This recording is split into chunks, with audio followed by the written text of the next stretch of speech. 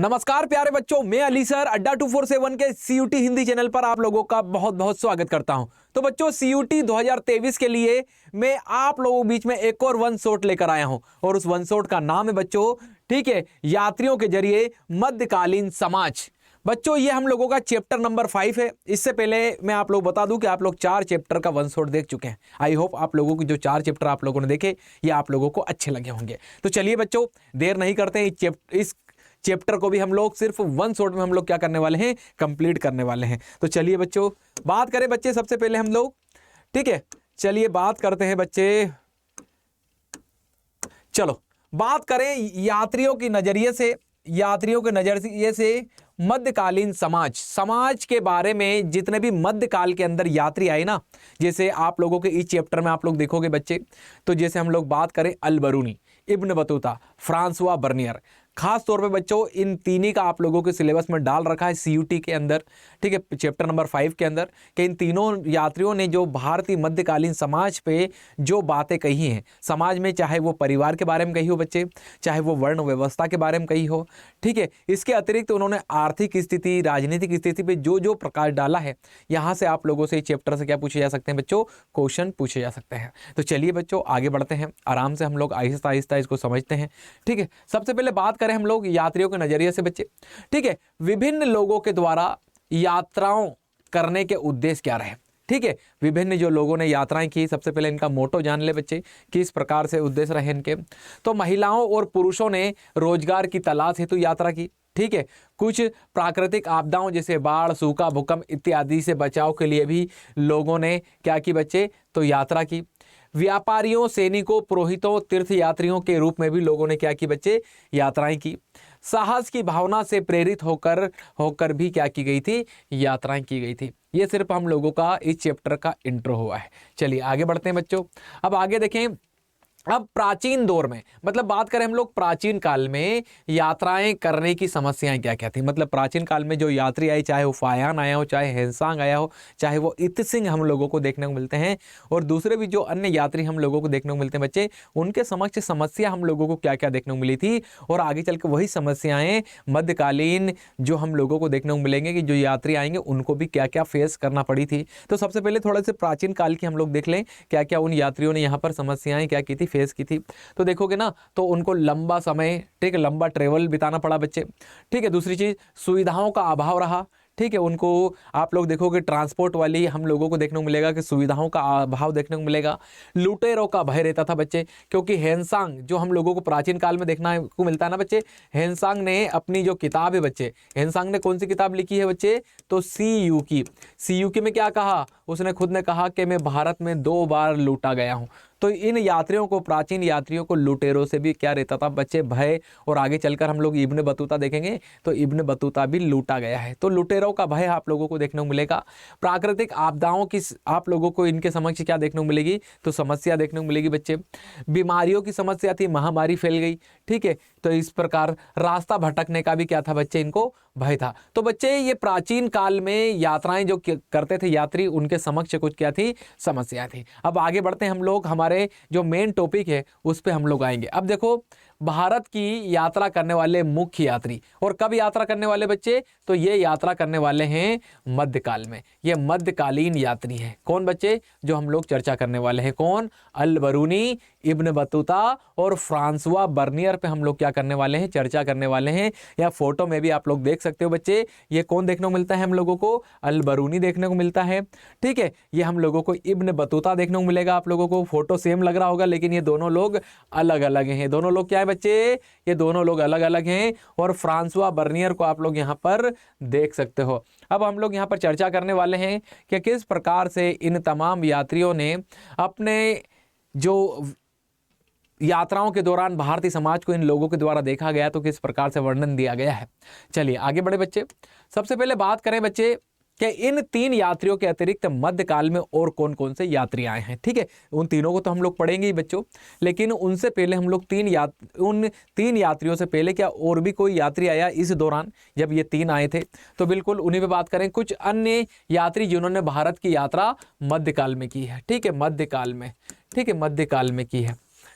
तो बात करें मार्को पोलो की, किसकी बात करें? मार्को पोलो की बात करें बच्चे। ये 13वीं सदी में वेनिस, ठीक है, वेनिस से आए यात्री मार्को पोलो के विवरण से दक्षिण भारत की सामाजिक व आर्थिक स्थिति पर क्या पड़ता है बच्चे? प्रकाश पड़ता है। वेनिस से ये चीन के लिए निकले थे और भारत होते हुए गए थे बच्चे ये, ठीक है। कहाँ होते हुए गए थे? तो ये हम लोगों को भारत होते हुए दिखाई देते हैं। फिर बात करें निकितीन की बात करें बच्चे, तो रूस से आए थे। कहाँ से आए थे बच्चे? 15वीं सदी में हम लोगों को आते हुए दिखाई देते हैं। इनके द्वारा भी भारतीय समाज, राजनीति, अर्थव्यवस्था पे क्या डाला गया? तो प्रकाश डाला गया। चलिए, सयादी अली रईस कौन बच्चे? तो सयादी अली रईस बच्चे ये तुर्की से आए थे। ये 16वीं सदी में हम लोगों को देखने को मिलते हैं। फादर मोंसेरत, ठीक है, फादर मोंसेरत कहाँ से आए थे बच्चे? स्पेन से, और ये अकबर के दरबार में आए थे। और ये कि हम लोगों को ये फादर मोंसेरत ईसाई धर्म से संबंधित देखने को मिलते हैं। और अकबर ने जब इबादत खाने की स्थापना की थी ना बच्चों, और अकबर ने इबादत खाना सभी के लिए खोल दिया था। अभी आप लोगों को पता नहीं इबादत खाना क्या है, क्योंकि आगे चैप्टर हम लोग पढ़ेंगे मुगल साम्राज्य, तो बताऊंगा कि इबादत खाना क्या है। तो अकबर ने जब इबादत खाना सभी के लिए खोला था ना बच्चों, तो मोंसेरत हम लोगों को अकबर के दरबार में आता हुआ दिखाई देता है। तो ये अकबर के दरबार में भी गया था, क्योंकि अकबर ने इसको क्या किया था बच्चे? तो इनवाइट किया था। फिर बात करें पीटर मुंडी बच्चे इंग्लैंड से, ये 17वीं सदी में हम लोगों को आता हुआ दिखाई देता है। क्या और कोई यात्री हम लोगों को देखने को मिलते हैं क्या? बिल्कुल बच्चे, ठीक है। अब्दुल रज्जाक कौन देखने को मिलेगा हम लोगों को बच्चे? तो अब्दुल रज्जाक हम लोगों को देखने को मिलेंगे। अब्दुल रज्जाक की बात करें बच्चे, अब्दुल रज्जाक समरकंदी ने 1440 के दशक में दक्षिण भारत की क्या की थी बच्चे? यात्रा की थी। उसने कालीकट बंदरगाह को देख उसके आधार पर भारत को एक विचित्र देश बताया। कैसा देश बताया बच्चे? विचित्र। मंगोल में बने एक मंदिर की प्रशंसा की। विजयनगर का भी इसने क्या दिया बच्चे? तो वर्णन दिया है, ठीक है बच्चे। तो कालीकट बंदरगाह को देख इसके द्वारा क्या किया गया था? तो एक विचित्र देश बताया था बच्चे, ठीक है। और एक मंदिर की प्रशंसा की मंगलोर के अंदर, ठीक है। उसके साथ में इसने विजयनगर साम्राज्य का भी क्या दिया है बच्चे? वर्णन दिया है अब्दुल रज्जाक ने। आगे बात करें शेख आली हजीन, कौन देखने को मिलते हैं बच्चे? शेख आली हजीन। ये 1740 के दशक में भारत आए थे। कब आए थे ये? 1740 के दशक में। भारत से अत्यधिक निराश हुए ये, तथा भारत को एक घृणित देश इनके द्वारा बताया गया है। ये एग्जाम में आप लोगों से सीयूटी की एग्जाम में इनके भी रेफरेंस पूछे जा सकते हैं बच्चों, इसीलिए मैंने अलग से एक एक छांट के आप लोगों के लिए यहाँ पर लिखे हैं कि इस प्रकार से भी क्वेश्चन पूछा जा सकता है। अब यहाँ से क्या क्वेश्चन पूछा जा सकता है बच्चे? ठीक है, यहाँ से क्या क्वेश्चन? ये सीधा एक कोटेशन ही दे दे आप लोगों को कि किस यात्री ने भारत से अत्यधिक निराश हुआ तथा उसने भारत को एक घृणित देश बताया था अपनी किताब के अंदर। ठीक है, ये ऐसा पूरा कोटेशन आ जाता है। ठीक है, ये भी आ जाता है कि किस शासक ने मंगलोर में बने एक मंदिर की प्रशंसा की थी? तो अब्दुल रज्जाक ने। किसने विजयनगर का वर्णन दिया है निम्न में से? तो बच्चों ऐसे भी क्वेश्चन हम लोगों को एग्जाम में बनते हुए दिखाई देते हैं। चलिए आगे बढ़े बच्चे। महमूद वली वल्खी की बात करें हम लोग बच्चे, तो ये 17वीं सदी में हम लोगों को देखने को मिलते हैं। भारत से इतना प्रभावित हुए कि कुछ समय के लिए ये सन्यासी ही बन गए। कौन की बात कर रहे हैं बच्चे हम लोग? तो महमूद वली बल्कि बहुत अत्यधिक ये हम लोगों को भारत से प्रभावित होते हुए दिखाई देंगे और इनके द्वारा भारत में ही संन्यास धारण कर लिया जाएगा, भारत में सूफी और भक्ति संतों को देखकर। ठीक है, 17वीं सदी में हम लोगों को कहाँ आते हुए दिखाई देंगे? भारत। दुआर्ते बारबोसा की हम लोग बात करें बच्चे, ये 1518 में पुर्तगाल से दक्षिण भारत की क्या की थी? इसके द्वारा यात्रा की गई थी। तो ये कुछ हम लोगों को क्या देखने को मिलते हैं बच्चे? तो यात्री देखने को मिलते हैं। अब हम लोग आगे चल के बात करेंगे बच्चे अल बरूनी पे। किस पे चर्चा करने वाले हैं? अल बरूनी पे हम लोग चर्चा करने वाले हैं। सबसे पहले मैं अल बरूनी के आप लोगों को प्रारंभिक जीवन के बारे में बताऊंगा कि अल बरूनी कहाँ के रहने वाले थे बच्चे। ठीक है, तो अल बरूनी का जीवन देख लें, फिर इनके हम लोग भारत किस प्रकार से ये पहुंचे इस पे हम लोग चर्चा करेंगे। ठीक है बच्चा, अल बरूनी का जन्म बच्चे 973 ईस्वी में, या हम लोग बात कर लें एडी में, हम लोगों को ख्वारिज्म, और ख्वारिज्म कहाँ पड़ता है बच्चे? तो ये आधुनिक उज्बेकिस्तान में हम लोगों को पड़ता हुआ दिखाई देता है। कहाँ पड़ता हुआ दिखाई देता है? तो आधुनिक उज्बेकिस्तान के अंदर हम लोगों को ये ख्वारिज्म देखने को मिलता है। ठीक है बच्चे, ठीक है, मैं हुआ। ख्वारिज्म शिक्षा का एक महत्वपूर्ण केंद्र था और अल बरूनी ने उस समय उपलब्ध सबसे अच्छी और बेहतर शिक्षा वहां पर क्या की थी? प्राप्त की थी ख्वारिज्म के अंदर। आगे बात करें, वह कई भाषाओं का ज्ञाता था जिनमें सीरियाई, फारसी, हिब्रू और संस्कृत शामिल थे। बच्चों यहाँ से भी क्वेश्चन पूछे जाते हैं। ठीक है, यहाँ से भी क्या पूछे जाते हैं? आप लोगों की एग्जाम में क्वेश्चन पूछे जाएंगे कि अल बरूनी, ठीक है, निम्न में से किन किन भाषाओं का क्या था, ज्ञाता था? तो बच्चे सीरियाई, फारसी, हिब्रू और संस्कृत का हम लोगों को ये ज्ञाता देखने को मिलता है, विद्वान देखने को मिलता है। इसको कौन सी लैंग्वेज नहीं आती थी बच्चे? तो इसको नहीं आती थी यूनानी। क्या नहीं आती थी? यूनानी। अगली लाइन में हम लोग इसमें कंटिन्यू करते हैं। हालांकि वह यूनानी भाषा का जानकार नहीं था, ठीक है, फिर भी वह प्लेटो व अन्य यूनानी दार्शनिकों के कार्यों से पूरी तरह से परिचित था, जिन्हें उसने अरबी अनुवादों के माध्यम से क्या किया था बच्चों? पढ़ा था। इस लाइन का भावार्थ हम लोगों को देखने को मिलता है बच्चे कि वो यूनानी भाषा तो नहीं जानता था, लेकिन उसके अतिरिक्त उसने प्लूटो, अरस्तु जैसे यूनानी दार्शनिकों की जो ज्ञान था उसको सीखा था। लेकिन किस चीज़ से सीखा? तो हम लोगों को देखने को मिलता है कि जो अरबी अनुवादों, जो अनुवादक रहे, उनके माध्यम से उसने कहीं ना कहीं सीखने का प्रयास किया था। तो इसको हल्के में बिल्कुल ना लें आप लोग। आप लोगों के एग्जाम में ये क्वेश्चन पूछा जा सकता है कि अल बरूनी निम्न में से किन भाषाओं का विद्वान था? तो ये 3 ऑप्शन में डाल दे, कौन कौन सी? फारसी, हिब्रू, संस्कृत। और एक कौन सी डाल दे बच्चे? तो एक डाल दे कौन सी? यूनानी। तो कौन सा नहीं होगा बच्चे? यूनानी का वो नहीं था। एक चीज़ और बता दूं बच्चे, ये अरबी भाषा का भी विद्वान था। कौन सी भाषा का? तो ये अरबी भाषा का भी। तो ये अरबी, सीरिया, फारसी, हिब्रू और संस्कृत का हम लोगों को क्या देखने को मिलेगा? तो ये विद्वान हम लोगों को देखने को मिलेगा। अब आगे चल के बात करें बच्चे, हम लोग इसमें आगे चल के बात करें अल बरूनी में। अब अल बरूनी में आप लोगों को मैं बताऊं कि अल बरूनी जो रहा ना, ये भारत तक कैसे पहुंचा। तो एक चीज़ सुनना बच्चों आप लोग कि जो महमूद गजनवी रहा ना, महमूद गजनवी ने 1017 में, कब की बात बता रहा हूँ बच्चे? 1017 में, ठीक है, 1017 में महमूद गजनवी ने ख्वारिज्म पर क्या किया बच्चे? ख्वारिज्म कहाँ पड़ता है? ख्वारिज्म पीछे बताया था आप लोगों ने, ये आधुनिक उज्बेकिस्तान में पड़ता है, ठीक है, उज्बेकिस्तान में, ठीक है, उज्बेकिस्तान में यहाँ पड़ता था। अब ख्वारिज्म पर क्या किया बच्चे? आक्रमण किया। किसने आक्रमण किया? तो महमूद गजनवी, ठीक है, महमूद गजनवी ने। और महमूद गजनवी ने जब इस ख्वारिज्म पर आक्रमण किया, इसको लूटा और इस क्षेत्र को जीत लिया ना, तो यहीं से अल बरूनी को इसने प्राप्त किया। कई साहित्यिक साक्ष्य हम लोगों के पास ऐसे भी उपलब्ध हैं कि जब इसने ख्वारिज्म को लूटा तो ख्वारिज्म को ये हम लोगों को ख्वारिज्म को ये जो हम लोगों को अल बरूनी देखने को मिलते हैं, ख्वारिज्म के अंदर इनको फांसी पे चढ़ाने वाला था, लेकिन अंतिम इच्छा पूछी गई थी कि आप जिन अभियानों पे हो मैं वहाँ जाना चाहता हूँ। तो अल बरूनी जब ऐसा कहा कि मैं आपके साथ आपके अभियानों पे जाना चाहता हूँ, तो बच्चों हम लोगों को देखने को मिलेगा कि जो महमूद गजनवी रहेगा, क्योंकि इसी दौरान बच्चों आप लोग देखोगे ना कि जो महमूद गजनवी था, ठीक है, 1001 से बच्चे 1001 से 1027 के बीच में हम लोगों को देखने को मिलेगा कि महमूद गजनवी इसी दौरान भारत पे भी क्या कर रहा है? आक्रमण कर रहा है। और इसी दौरान उसने ख्वारिज्म पे भी आक्रमण किया था। तो 1017 में, ठीक है, महमूद गजनवी ने ख्वारिज्म उज्बेकिस्तान से प्राप्त किया अल बरूनी को, और 1017 से बच्चे 1027 तक, इन 10 सालों में जितने भी महमूद गजनवी ने भारत पर आक्रमण किए ना, ठीक है, इन सभी आक्रमणों में हम लोगों को अल बरूनी भारत आता हुआ दिखाई देता है।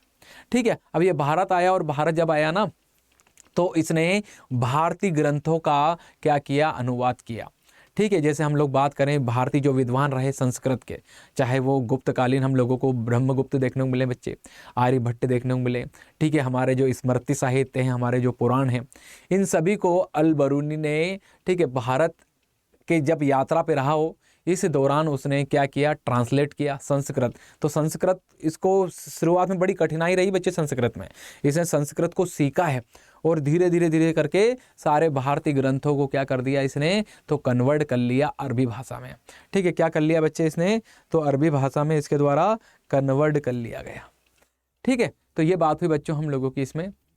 अब बात करें हम लोग अल बरूनी की यात्रा। किसकी बात करें हम लोग? थोड़ी सी अल बरूनी की यात्रा है। हालांकि उसकी यात्रा कार्यक्रम स्पष्ट नहीं है, फिर भी प्रतीत होता है कि उसने पंजाब और उत्तर भारत के कई हिस्सों की यात्रा की थी।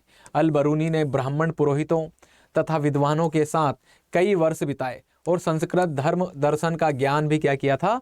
प्राप्त किया था। यही मैंने आप लोगों को अभी यहाँ पे क्या किया है बच्चे? तो बताने का काम किया। ठीक है, फिर आगे बात करें। उसके लिखने के समय यात्रा वृत्तांत अरबी साहित्य का एक मान्य हिस्सा बन चुका था। ठीक है, ये वृत्तांत पश्चिम में सहारा रेगिस्तान से लेकर उत्तर में वोल्गा नदी तक फैले क्षेत्रों से संबंधित था। तो उसने संपूर्ण यात्रा वृत्तांत कहाँ तक का लिखा बच्चे? तो ये हम लोगों को देखने को मिलेगा कि सहारा से लेकर वोल्गा नदी तक हम लोगों को इसका यात्रा वृत्तांत देखने को मिलता है।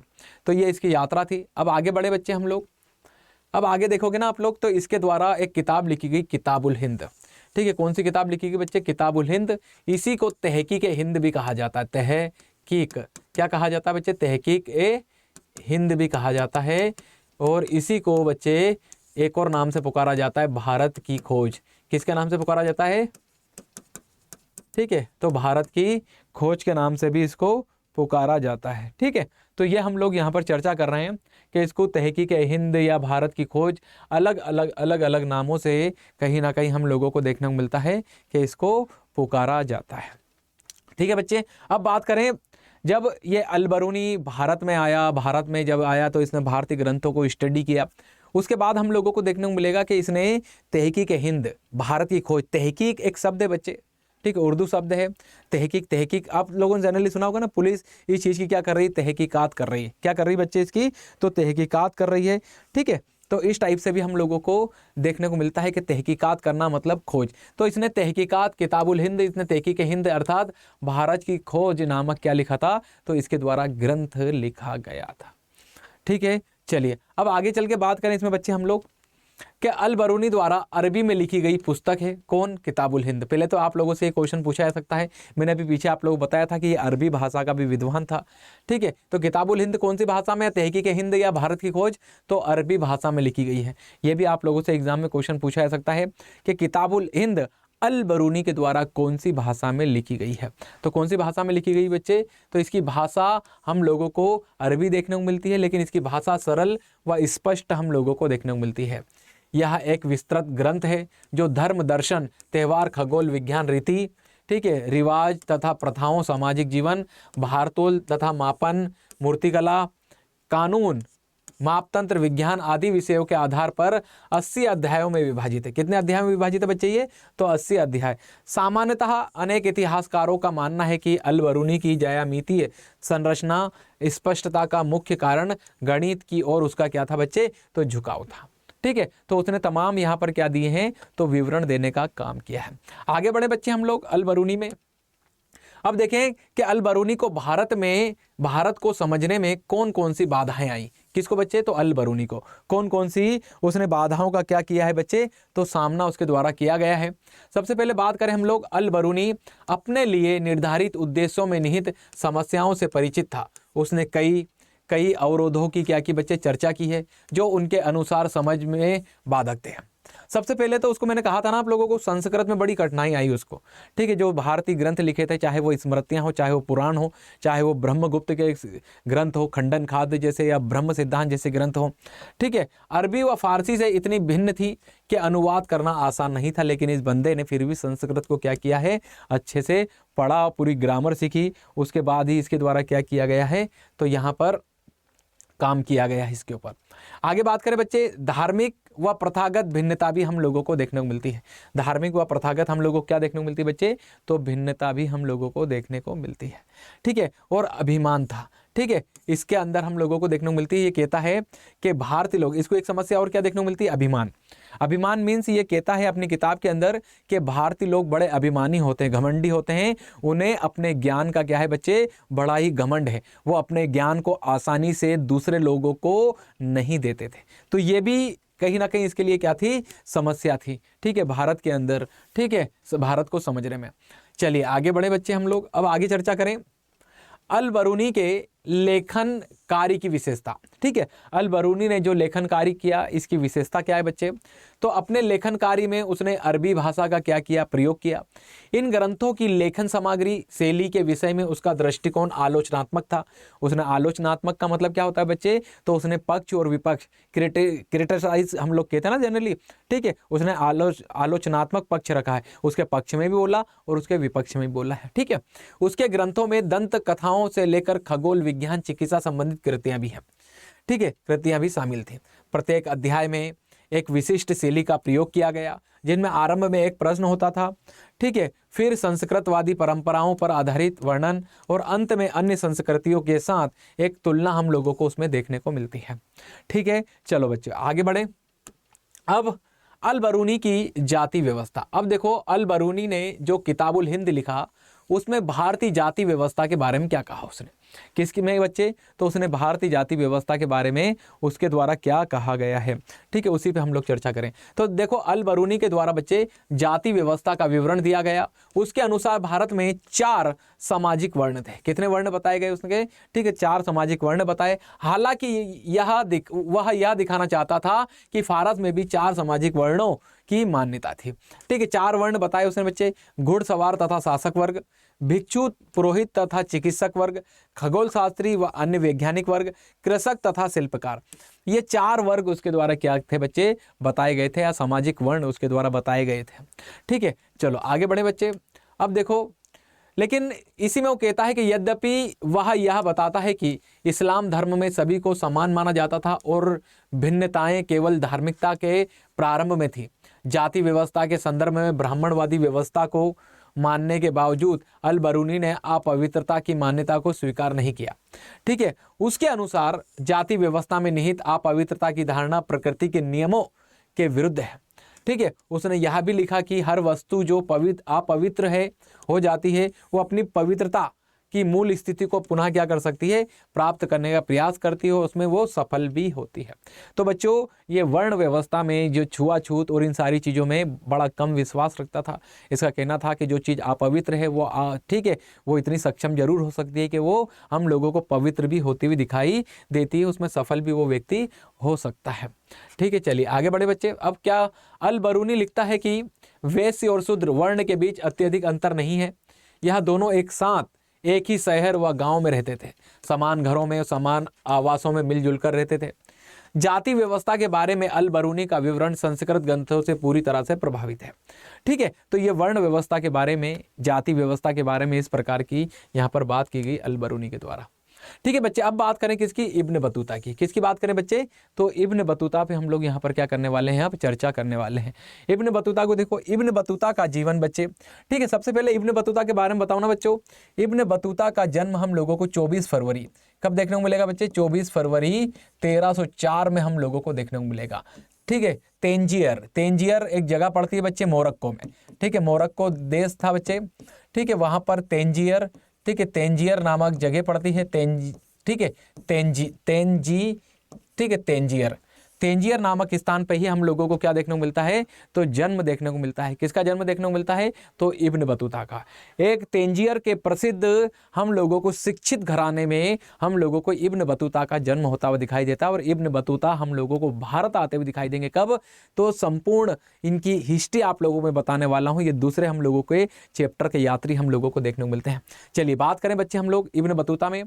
इब्न बतूता के द्वारा अरबी भाषा में, ठीक है, इब्न बतूता द्वारा अरबी भाषा में लिखा गया उसका यात्रा वृत्तांत जिसे रिहाला कहा जाता है। क्या कहा जाता है बच्चे, तो रिहाला कहा जाता है, ठीक है। इनके द्वारा कौन सी किताब लिखी गई, रिहाला। रिहाला को ही सफरनामा भी कहा जाता है। क्या कहा जाता है बच्चे, आप लोगों से एग्जाम में क्वेश्चन पूछा जा सकता है, ठीक है। फिर बात करें 14वीं शताब्दी में भारतीय उपमहाद्वीप के सामाजिक तथा सांस्कृतिक जीवन के विषय में बहुत ही प्रचुर तथा रोचक जानकारी देता है, ठीक है। इनके जन्म की बात करें तो तेंजियर, मैंने यही बताया आप लोगों को, तेंजियर में अर्थात मोरक्को में, जो इस्लामी कानून अथवा शरिया पर अपनी विशेषताओं के लिए प्रसिद्ध था।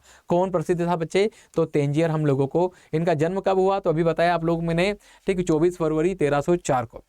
अपने परिवार की परंपरा के अनुसार इब्न बतूता ने कम उम्र में ही साहित्यिक तथा शास्त्ररूढ़ शिक्षा हासिल की थी। मैंने आप लोगों को अभी बताया था कि एक शिक्षित राजघराने में, पढ़े लिखे हम लोगों घराने में इब्न बतूता, ठीक है, पैदा होते हुए दिखाई देते हैं। और इनका परिवार का ट्रेंड ही ऐसा था बच्चों कि यहाँ पर साहित्यिक तथा शास्त्र रूढ़ शिक्षा यहाँ पर क्या की जाती थी, हासिल करवाई जाती थी। चलिए आगे बढ़े बच्चों। अब आगे चल के देखें ना हम लोग, आगे चल के बच्चे, तो इब्न बतूता का जीवन क्या देखते हैं बच्चे हम लोग, इब्न बतूता का हम लोग जीवन देखने वाले हैं, ठीक है। इब्न बतूता का जीवन देखोगे ना आप लोग, तो इब्न बतूता पुस्तकों के स्थान पर यात्राओं से अर्जित अनुभवों को ज्ञान का अधिक था, ठीक है, ज्ञान का अधिक महत्वपूर्ण स्रोत मानता था, ठीक है। अपनी श्रेणी के अन्य सदस्यों के विपरीत इब्न बतूता पुस्तकों के स्थान पर यात्राओं से अर्जित अनुभवों को ज्ञान का अधिक महत्वपूर्ण स्रोत मानता था। उसे यात्राएं करने का बहुत शौक था और वह नए नए देशों और लोगों के विषय में जानने के लिए दूर दूर तक के क्या जाता था बच्चे, क्षेत्रों तक हम लोगों को ये जाता हुआ दिखाई देता है। ठीक है, दूर दराज के क्षेत्रों में आप लोगों को इनके बारे में बताऊं कि जब ये 21 से 22 वर्ष की उम्र में, कितनी उम्र में, देखो इनका जन्म कब हुआ बच्चे, 1304 में, और इनके द्वारा पहली बार यात्रा की गई मक्का की कब, तो 1322 के अंदर, मात्र 21 साल की उम्र थी। ठीक है, मक्का पहुंचे और मक्का में ही जब इनको कुछ धार्मिक गुरु मिले तो उनसे ही प्रेरणा लेकर इनके द्वारा यात्राएं की जाएंगी। और यात्रा आप लोग देखो ना, तो यहीं से मोरक्को से पहुंचकर ये कहाँ पहुँचे, तो ये हम लोगों को कस्तंतुनिया तुर्की जाते हुए दिखाई देंगे। वहाँ से बगदाद से फारस से हम लोगों को अफ़गानिस्तान, उज़्बेकिस्तान और फिर हिंदू कुश पर्वत पार करके काबुल घाटी होते हुए ये हम लोगों को भारत के जो उस समय में जो सिंध प्रांत था, वर्तमान में जो पाकिस्तान पड़ता है, वहाँ हम लोगों को आते हुए दिखाई देंगे। चलिए बच्चों आगे बात करें हम लोग अब इब्न बतूता की यात्रा। किसकी यात्रा, इब्न बतूता। अपने जन्म स्थान से गुरुवार जो बिना किसी सहा यात्री या कारवां के बिना अकेला ही भारत की यात्रा पर निकल पड़ा, गुरुवार। ठीक है, 1332 से 1333 के बीच में। ठीक है, ये हम लोगों को भारत में प्रस्थान से पहले मक्का, सीरिया, फारस, यमन, ओमान, पूर्वी अफ्रीका के अनेक तटीय बंदरगाहों की यात्रा कर चुका था। मध्य एशिया के रास्ते होकर इब्न बतूता 1333 में, कब बच्चे, तो आप लोगों को याद रखना है अच्छे से, तो 1333 में स्थल मार्ग से सिंध पहुंचा। मैंने यही बताया बच्चों आप लोगों को कि सिंध हम लोगों को ये पहुंचते हुए दिखाई देंगे। और मोहम्मद बिन तुगलक ने उसे दिल्ली का काजी क्या किया, नियुक्त किया। इब्न बतूता इस पर अनेक वर्षों तक, ठीक है, अनेक वर्षों तक रहा। ठीक है, इस पद पे कितने समय तक रहा, तो अनेक वर्षों तक रहा। फिर उसने सुल्तान पर विश्वास खो दिया और उसे कैद कर लिया गया। यद्यपि बाद में पुनः उसे राज की सेवा में ले लिया गया। देखो बच्चों आप लोग बताऊं मैं, ये जितना मैंने आप लोगों के सामने पेरा पढ़ा इसका अर्थ क्या है, तो जो हम लोगों को इब्न बतूता देखने को मिलता है ना, सिंध क्षेत्र में आता हुआ दिखाई देगा। और सिंध क्षेत्र से, ठीक है, ये अपने साथ ऊंट, घोड़े और कई दासों को इसने खरीदा। किसके लिए, सुल्तान के लिए। इस समय दिल्ली सल्तनत में सुल्तान कौन था बच्चे, ये भी आप लोगों से क्वेश्चन पूछा जा सकता है। तो एमबीटी मतलब मोहम्मद बिन तुगलक। मोहम्मद बिन तुगलक के समय में ही इब्न बतूता ने 1333 में दिल्ली दरबार में एंट्री की। कहाँ की, और मोहम्मद बिन तुगलक इससे इतना ज़्यादा प्रभावित हुआ बच्चों कि एमबीटी ने 1333 में इब्न बतूता को काजी के पद पे, काजी का पद बच्चे न्याय करने का पद था। कैसा पद था, काजी का। सुल्तान के बाद कोई न्याय करता था तो काजी करता था। इसका एक डिपार्टमेंट होता था बच्चे, काजी उल कज्जात, एक विभाग होता था। इस विभाग का जो प्रमुख बनाया गया वो किसको बनाया गया, तो इब्न बतूता को यहाँ पर बनाया गया बच्चे।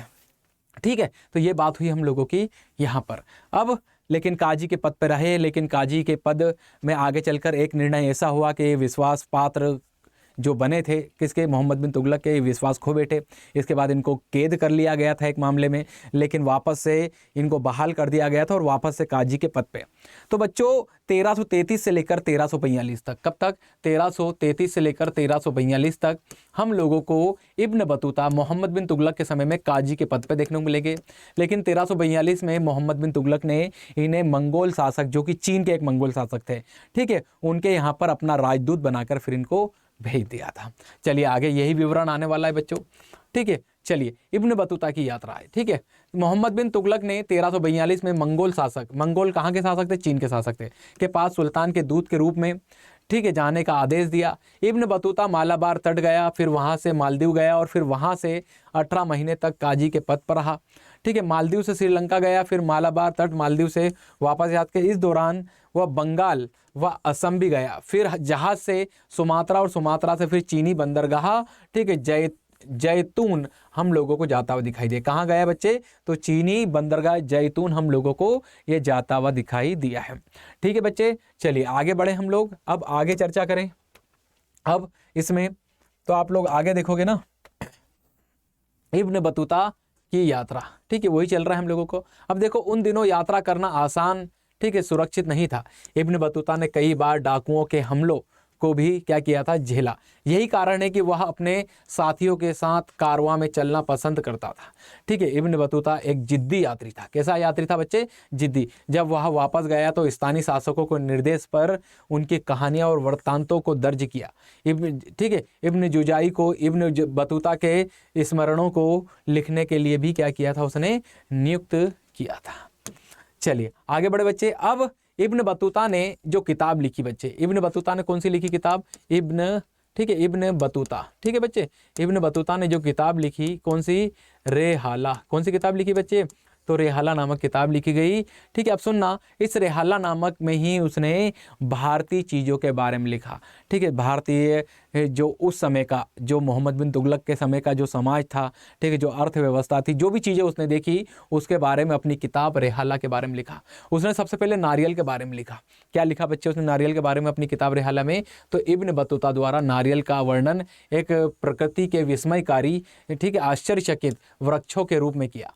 भारतीय उसमें रस्सी बनाते थे। क्या कहा उसने कि नारियल से भारतीय रस्सी बनाते थे और लोहे की कीलों की बजाय इससे ही जहाज को सिलते थे। पान के बारे में क्या बोला बच्चे, ये सब एग्जाम में आने वाले क्वेश्चन है। क्या है बच्चे, ये सब एग्जाम में आने वाले आप लोगों के क्वेश्चन है। पान के बारे में क्या बोला उसने, इब्न बतूता पान का वर्णन भी करता है। पान की बेल के बारे में इब्न बतूता ने लिखा कि इस पर कोई भी फल नहीं होता था, इसे केवल पत्तियों के लिए उगाया जाता था और वह नारियल व पान से पहले परिचित नहीं था। ठीक है, इससे पहले वो नारियल और पान से परिचित नहीं था। पहली बार ही उसने भारत में नारियल और क्या देखा था, पान। तो ये क्वेश्चन कैसे बन सकता है, ठीक है, क्वेश्चन क्या बन सकता है कि इब्न बतूता ने भारत में ही ऐसे कौन से दो वृक्ष देखे थे, तो नारियल का और पान का वृक्ष। ठीक है बच्चे, चलिए ये सब एग्जाम के क्वेश्चन है और आप लोगों को इसको देखना चाहिए अच्छे से। अब बात करें बच्चे इब्न बतूता के द्वारा शहरों का वर्णन, उसने शहरों का वर्णन किस प्रकार से किया है, सिटियों के बारे में क्या कहा उसने। ठीक है, तो उसके अनुसार दिल्ली भारत का सबसे बड़ा शहर था, दौलताबाद महाराष्ट्र भी कम नहीं था। आकार में यह दिल्ली को चुनौती देता था। कौन बच्चे, तो दौलताबाद। दौलताबाद बसाया किसने था, तो ये मोहम्मद बिन तुगलक ने। और ये बात ही हम लोगों को कब की चल रही बच्चे, मोहम्मद बिन तुगलक के समय की। वो कहता है कि दिल्ली घना बसा शहर था जिसके चारों ओर प्राचीर थी। इस शहर में 28 द्वार थे। कितने द्वार थे बच्चे, 28 द्वार थे, जिसमें बदायूं का दरवाजा सबसे विशाल था। मंडवी द्वार के भीतर एक अनाज की मंडी होती थी। दिल्ली शहर का एक बेहतरीन ठीक है कब्रगाह कब्रस्तान थी। कब्रगाह में चमेली तथा गुलाब जैसे फूल उगाए जाते थे जो सभी मौसम में खिले रहते थे। ठीक है, चलो आगे बढ़ते हैं बच्चे। और क्या कहता है, अब इब्न बतूता ने आगे क्या कहा शहरों के वर्णन में, उसने कहा अधिकांश शहरों में एक ही मस्जिद थी तथा मंदिर भी होते थे।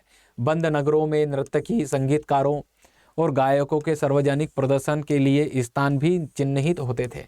यद्यपि इब्न बतूता के शहरों की समृद्धि का वर्णन करने में अधिक रुचि नहीं थी। ठीक है, उसने समृद्धि के बारे में ज़्यादा नहीं लिखा कि कितने संपन्न थे शहर। अब बात करें इब्न बतूता ने संचार प्रणाली, बच्चों इसके तहत उसने डाक व्यवस्था पे चर्चा की। किसकी पे बात की बच्चे, ठीक है, डाक व्यवस्था पे, संचार प्रणाली के ऊपर उसने, ठीक है, इब्न बतूता ने जो दिल्ली सल्तनत की डाक व्यवस्था थी उसके बारे में भी विस्तृत विवरण दिया। और यहाँ से भी आप लोग इस पूरे पेरा को देखेंगे अच्छे से कि यहाँ से किस प्रकार से क्वेश्चन आप लोगों के पूछे गए। तो देखो इब्न बतूता दिल्ली सल्तनत की डाक प्रणाली मतलब संचार व्यवस्था का विवरण देता है बच्चों। ठीक है, लगभग सभी व्यापारिक मार्गों पर सराय तथा विश्रामशाला तथा विश्राम गृह स्थापित किए गए थे। इब्न बतूता डाक प्रणाली की कार्यकुशलता देखकर चकित हो गया। इसमें न केवल लंबी दूरी तक सूचना भेजना व उदार प्रेरित करना संभव हुआ, बल्कि अल्प सूचना पर भी माल भेजना भी हम लोगों को आसान था। ठीक है, ऐसा उसने कहा। डाक प्रणाली इतनी कुशल थी कि जहाँ ये सिंध लिखा है बच्चे हैं, ये क्या लिखा है, सिंध। ठीक है, डाक प्रणाली इतनी कुशल थी कि जहां सिंध से दिल्ली की यात्रा 50 दिन में पूरी होती थी, तो वही गुप्तचरों की खबरें सुल्तान तक इस डाक व्यवस्था के माध्यम से मात्र 5 दिन में ही पहुंच जाती थी। इस अंतिम लाइन में बच्चों मोहम्मद बिन तुगलक के शासनकाल की जो डाक व्यवस्था के बारे में इब्न बतूता जो बात कह रहा है ना बच्चों, क्या बोल रहा है यहाँ पर कि सिंध से, कहाँ से बच्चे, सिंध से दिल्ली आने में 50 दिन लगते थे। लेकिन गुप्तचर व्यवस्था या डाक व्यवस्था ऐसी थी कि आप कोई सिंध से कोई चीज़ मंगाते थे या कोई खबर वहाँ से पहुँचाना होती थी तो डाक व्यवस्था के माध्यम से वो मात्र 5 दिन में, इतनी बड़ी बात कह दी बंदे ने कि कोई व्यक्ति पैर पर चल रहा है तो 50 दिन में, और डाक व्यवस्था के माध्यम से वो खबर मात्र 5 दिन में आ जाया करती। इतनी फास्ट इनकी डाक व्यवस्था की सर्विस थी। ऐसा किसने कहा है, तो इब्न बतूता ने। उसने कहा कि भारत में इस समय 2 प्रकार की डाक व्यवस्था थी। कितने प्रकार की थी, 2 प्रकार की। 2 प्रकार में एक अश्व डाक व्यवस्था और एक पैदल डाक व्यवस्था। एक घोड़ों की डाक व्यवस्था थी और एक पैदल डाक व्यवस्था हम लोगों को देखने को मिलती है। ठीक है, वो कहता है कि जो अश्व डाक व्यवस्था थी, अश्वडाक व्यवस्था को उलुक कहा जाता था। क्या कहा जाता था? उलुक। ऐसे आप लोगों के एग्जाम में पूछे जा सकते हैं कि इब्न बतूता के द्वारा जो अश्वडाक व्यवस्था दी गई उसे क्या कहा जाता था। ये टर्म आ सकती है, या उलुक क्या है, इस टाइप से कहा जाता था। जो हर 4 मील की दूरी पर स्थापित राजकीय घोड़ों द्वारा संचालित होती थी। हर 4 मील बच्चे, ठीक है, यहाँ से यहाँ आप लोग जाओगे तो 4 मील की दूरी पर आप लोगों को यहाँ 2 घोड़े, फिर यहाँ से यहाँ बच्चे, ठीक है, फिर यहाँ से यहाँ। तो पूरी संचार व्यवस्था थी, घोड़ों को प्रॉपर आराम देने, हर 4 मील पर अलग अलग घोड़े थे। तो ऐसा पूरा क्या बिछाया गया था? जाल बिछाया गया था। समय समय पर यहाँ पर विश्रामशालाएं भी बनाई गई थी, ठीक है, क्या बनाई गई थी? तो विश्रामशालाएं। तो ये अश्वडाक व्यवस्था थी, किसकी? तो हम लोगों को देखने को मिलती है मोहम्मद बिन तुगलक की, ठीक है। पैदल डाक व्यवस्था, वो क्या कहता है? पैदल डाक व्यवस्था के प्रति मील 3 स्थान होते थे, जिसमें प्रति मील 1 मील में 3 स्थान होते थे। कितने स्थान होते थे बच्चे? 1 मील। मतलब यहाँ से आप यहाँ आ रहे हैं 1 मील, कितने मील आ रहे हैं बच्चे? तो 1 मील पैदल में, तो आप लोगों को 3 जगह अलग अलग रुकना होता था, ठीक है, ठीक है। 3 स्थान होते थे, जिसे दावा कहा जाता था। जिसे क्या कहा जाता था बच्चे? दावा कहा जाता था। पैदल डाक व्यवस्था को क्या कहा जाता था बच्चे? तो दावा कहा जाता था, ठीक है। और अश्वडाक व्यवस्था को उलुक कहा जाता था, ठीक है। पैदल डाक व्यवस्था अश्वडाक व्यवस्था से अधिक तीव्र होती थी। डाक व्यवस्था का प्रयोग सूचना भेजने के साथ साथ खुरासन के फलों के परिवहन के लिए भी किया जाता था, ठीक है। चलो आगे बढ़े बच्चे। आगे फ्रांसवा बर्नियर। अब कौन सा यात्री देखने को मिलता है बच्चे हम लोगों को? तो फ्रांसवा बर्नियर पे हम लोग अब क्या करने वाले हैं? चर्चा करने वाले हैं। 2 यात्रियों का हम लोग विवरण देख चुके हैं बच्चों, ठीक है। फटाफट अंदाज में देखा है हम लोगों ने, ज़्यादा हम लोगों ने टाइम वेस्ट नहीं किया है, क्योंकि इन सब लोगों ने अपनी अपनी बातें यहाँ पर रखी हैं, ठीक है। उसी को हम लोग सीधे यहाँ पर माध्यम में देख रहे हैं। फ्रांस का रहने वाला, ठीक है, फ्रांसवा बर्नियर। फ्रांसीस, ये क्या था? चिकित्सक था बच्चे, राजनीतिक भी था, ये दार्शनिक भी हम लोगों को देखने को मिलता है, और ये एक इतिहासकार भी हम लोगों को देखने। कई बार एग्जाम में क्वेश्चन पूछ लिया जाता है कि निम्न में से कौन एक यात्री चिकित्सक था, ठीक है, या इसके सारे सब्जेक्ट पूछे जा सकते हैं, ठीक है। चिकित्सक, राजनीति, दार्शनिक, और एक हम लोगों को इतिहासकार। फ्रांसवा बर्नियर की बात करें 1656 से 1668 तक, ठीक है, तक 12 वर्ष मुगल दरबार में रहा। बच्चों एक चीज बताऊं, जब ये 1656 में भारत आ रहा ना, इस समय शाहजहां का शासनकाल है। किसका समय है बच्चे? तो ये भी इस प्रकार से क्वेश्चन पूछ लिया जाता है कि जब फ्रांसवा बर्नियर भारत आया उस समय मुगल शासक कौन था? तो शाहजहां। या ऐसा भी पूछ लिया जाए कि फ्रांसवा बर्नियर किस मुगल शासक के दरबार में आया था? तो Shahjahan is a right answer. तो 1668 तक 12 वर्ष मुगल दरबार में रहा। पहले शाहजहां के ज्येष्ठ पुत्र दारा सिकों के चिकित्सक के रूप में, बाद में मुगल दरबार के एक अमीर दानिशमंद खान के साथ एक बुद्धिजीवी तथा वैज्ञानिक के रूप में भी ये रहा, ठीक है। नोट क्या लिखा है बच्चे? तो बर्नियर की लिखित पुस्तक का नाम है Travels in the Mughal Empire, ठीक है। ये आप लोगों के लिए मोस्ट इंपोर्टेंट है एग्जाम के लिए। फ्रांसवा बर्नियर ने कौन सी किताब लिखी थी? तो नोट करके लिखा है बच्चे मैंने, Travel in the Mughal Empire. English में भी देख सकते हो, ट्रेवल इन द, ठीक है, मुगल एम्पायर हम लोगों को क्या देखने को मिलती है? इसकी किताब देखने को मिलती है, ठीक है। चलिए आगे बढ़े बच्चे।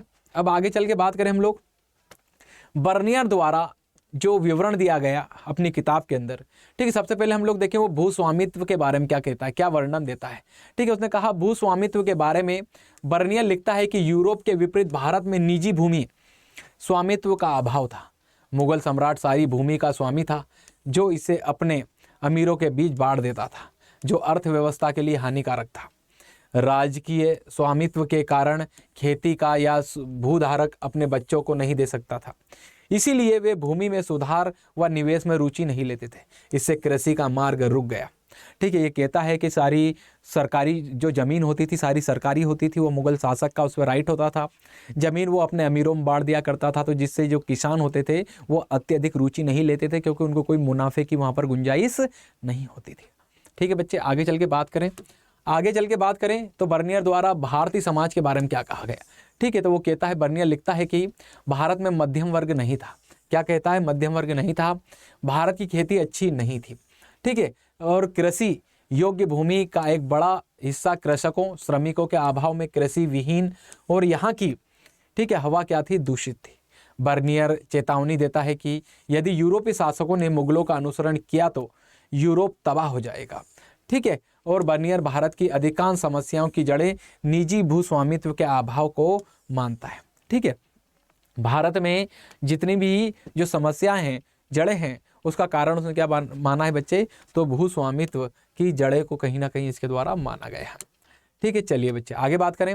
आगे क्या बोलता है बच्चे, इसी समाज, भारतीय समाज में फ्रांसीसी दार्शनिक मोंटेस्क्यू ने उसके वृत्तांत का प्रयोग निरंकुशवाद की धारणा को विकसित करने में किया। इसी आधार पर मार्क्स ने एशियाई उत्पादन पद्धति का भी क्या दिया था, सिद्धांत दिया था। एक नोट लिखा है बच्चों यहाँ पर आप लोगों के लिए।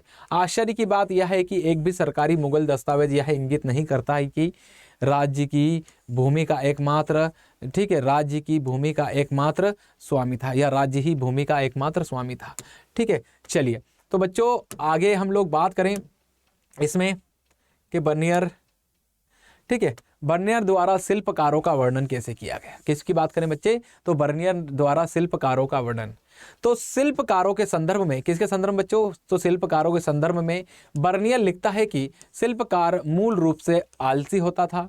जो निर्माण करता था वह अपनी आवश्यकताओं या अन्य बाध्यताओं के कारण करता था। ठीक है, शिल्पकारों के पास अपने उत्पादों को बेहतर बनाने की कोई प्रेरणा नहीं थी, क्योंकि मुनाफे का अधिकरण राज्य द्वारा किया जाता था, इसीलिए उत्पादन हर जगह मुक्त था। हालांकि वह यह भी मानता है कि पूरे विश्व में बड़ी मात्रा में बहुमूल्य धातुएं भारत आती थी। ठीक है, फिर से एक नोट लिखा है बच्चों आप लोगों के लिए नोट। बर्नियर एकमात्र इतिहासकार था जो राजकीय कारखाने की कार्य प्रणाली का विस्तृत विवरण देता है। ये आप लोगों को जितने भी नोट लिख के आ रहे हैं ना बच्चे, ये सब आप लोगों की एग्जाम के क्या हैं, क्वेश्चन आप लोगों के बन सकते हैं। तो इसको आप लोग बिल्कुल भी क्या ना लें बच्चे, हल्के में ना लें। चलिए आगे बढ़े। अब बर्नियर द्वारा नगरों के बारे में क्या कहा गया। ठीक है, बर्नियर द्वारा नगरों के बारे में क्या कहा गया, इसकी हम लोग चर्चा करें। तो नगरों के बारे में वह लिखता है कि 17वीं सदी में लगभग 15%, ठीक है, भारतीय जनसंख्या नगरों में रहती थी। यह अनुपात उस समय यूरोप से अधिक, या इसके बावजूद भी बर्नियर भारतीय नगरों को शिविर नगर कहता है। यह राजकीय शिविरों पर निर्भर थे। दास और दासियों के बारे में क्या कहा बच्चे उसने, तो मध्यकाल के बाजार में खुले और खुलेआम दास बेचे और खरीदे जाते थे। जब इब्न बतूता सिंध पहुंचा तो उसने सुल्तान महमूद बिन तुगलक को घोड़े और ऊंट, जो मैंने आप लोगों को भी बताया भी था बच्चों, दास खरीदे। इब्न बतूता बताता है कि मोहम्मद बिन तुगलक के नसीरुद्दीन नामक धर्मोपदेश के प्रवचन से वह अत्यधिक प्रभावित भी हुआ था। ठीक है, तो ये बात हुई हम लोगों की बच्चे इसमें। चलिए आगे बात करें हम लोग दासों का निम्न उपयोग। ठीक है, दासों का निम्न उपयोग। ठीक है, सुल्तान के कुछ दासी संगीत में निपुण थे। सुल्तान अपने अमीरों पर नजर रखने के लिए दासियों को भी नियुक्त करता था। दासों की को सामान्यतः घरेलू श्रम के लिए वह इस्तेमाल किया जाता था। पालकी या डोले में पुरुषों महिलाओं को ले जाने में इसकी सेवाएं ली जाती थी। दासों की कीमत विशेष रूप से उन दासियों की जिनकी आवश्यकता घरेलू श्रम के लिए थी, बहुत ही हम लोगों को कम देखने को मिलती है। ठीक है, चलो अब सुनना सती प्रथा के बारे में हम लोगों को बर्नियर क्या कहता है। ठीक है, सती प्रथा, सती प्रथा बर्नियर क्या कहता है, सती कुछ पुरातन भारतीय समुदायों में प्रचलित एक ऐसी धार्मिक प्रथा थी जिसमें किसी पुरुष की मृत्यु के बाद उसकी पत्नी उसके अंतिम संस्कार के दौरान उसकी चिता में स्वयं में प्रविष्ट होकर आत्महत्या कर लेती थी। ठीक है, आप सब जानते हैं बच्चों सती प्रथा को। ठीक है, पति की मृत्यु के बाद पत्नी को जिंदा जो जलना होता था उसी को सरता, तो बर्नियर भी वही कह रहा है। ठीक है, इसमें वो क्या कहता है आगे, बर्नियर ने सती प्रथा का विस्तृत विवरण दिया।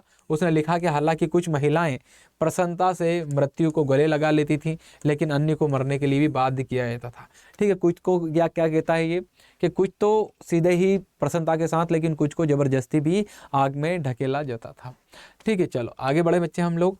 तो ये बच्चों हम लोगों को देखने को मिलता है कि ये हम लोगों का जो चैप्टर नंबर 5 था उस पर हम लोगों ने डिटेल में क्या की है, चर्चा की है। आई होप आप लोगों को ये चैप्टर पसंद आया होगा। अच्छा लगा हो तो आप लोग CUT हिंदी माध्यम हम लोगों का जो चैनल है इसको सब्सक्राइब भी करें, ज़्यादा से ज़्यादा शेयर करें आप लोग। ठीक है, चलिए मिलते हैं।